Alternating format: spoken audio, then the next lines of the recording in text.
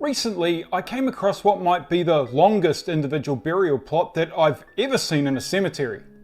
This is going to be a short video about a very tall man, Frederick Kempster, otherwise known as the English Giant. At 6'5", I'm certainly not short myself, but this guy would have well and truly towered over me. The Blackburn Old Cemetery in England opened in 1875. It's reminiscent of many Victorian cemeteries throughout the United Kingdom. It was much larger than I'd expected it to be, which was really a pleasant surprise. Many of the historic memorials have all but been engulfed by overgrowth. Somewhat sad, but at the same time it makes it a really beautiful cemetery to take a stroll through. There are hundreds of Commonwealth war graves in the cemetery, which undoubtedly ensure that the grounds continue to receive some care and attention. This is the place that you will find the man dubbed the English Giant.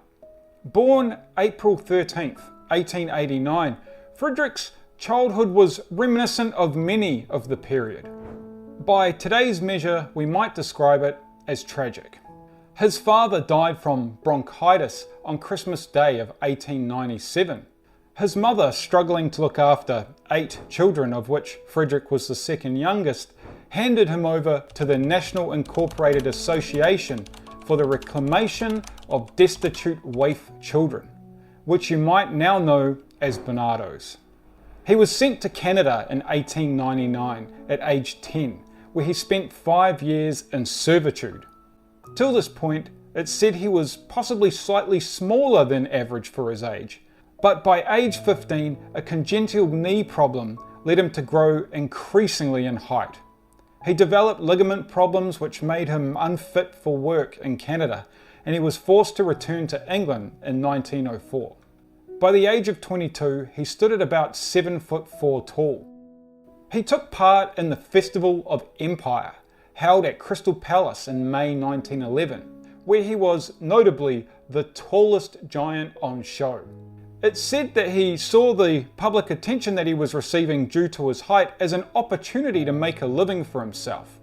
He joined the Astley Co's American Travelling Circus and toured around the UK and Europe under the pseudonym of Teddy Bobbs and Frederick the Great, growing to approximately 7'9" with an 8-foot arm span. Sources alleged that he was as tall as 8'8", but it was common for circus organisations to exaggerate things like this to gain attention for their performers. At the outbreak of the First World War, Frederick, an Englishman in Germany, was placed under house arrest in Berlin. He was allowed to return to Britain a month later and continued to tour around Britain. He contracted influenza in 1917 while touring in Blackburn. On the 15th of April 1918, 2 days after his 29th birthday, he died.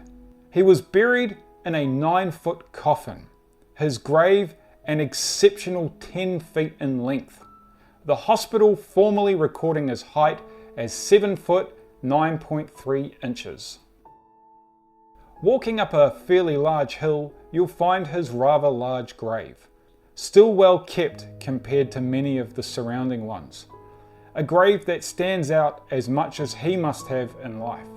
At 6'5", I don't often feel small, but standing next to Frederick's 10-foot grave, it was difficult not to. If you're keen to see more videos like this exploring the lives of individuals, make sure to let me know in the comments.